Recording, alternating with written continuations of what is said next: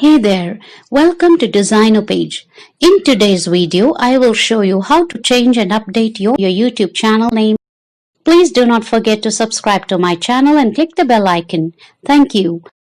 Let's proceed. First, sign into your YouTube channel that you wish to change and update the name.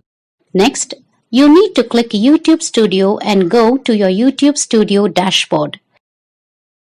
Here on the left, click this Customization tab.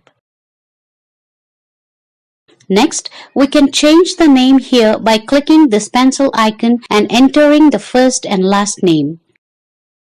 This will not only change your channel name, but also your Google name.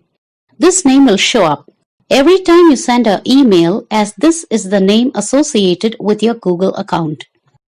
Please note, you can only change the name thrice in a span of 90 days.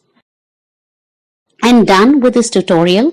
Please like, comment and share my video, and do not forget to subscribe to my channel if you find the video helpful. Thank you.